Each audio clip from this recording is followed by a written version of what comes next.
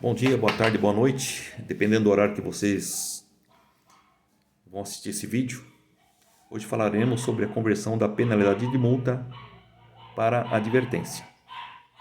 É importante que, ao fazer o requerimento, você satisfaça o artigo 259 do Código de Trânsito Brasileiro e o artigo 267 do Código de Trânsito Brasileiro.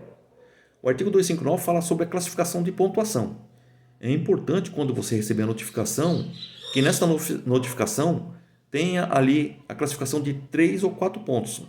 Infração de natureza leve ou média. Tá?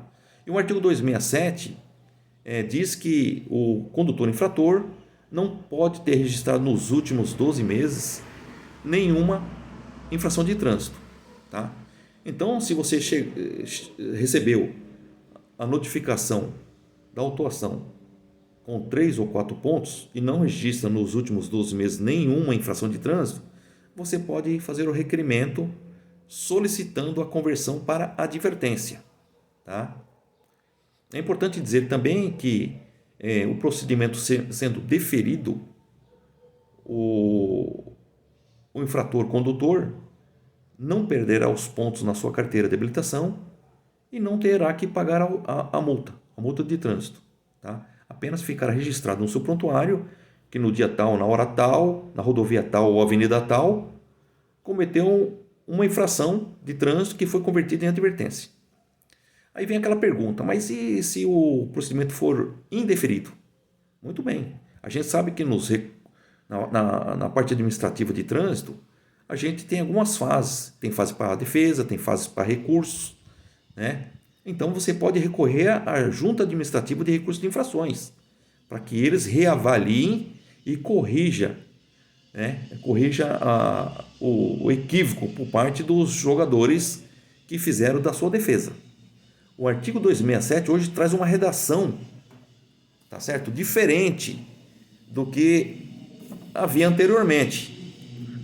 O artigo 267, hoje, do Código de Trânsito Brasileiro, traz que deverá ser imposta a penalidade de advertência por escrito a infração de natureza leve ou média. Tá certo?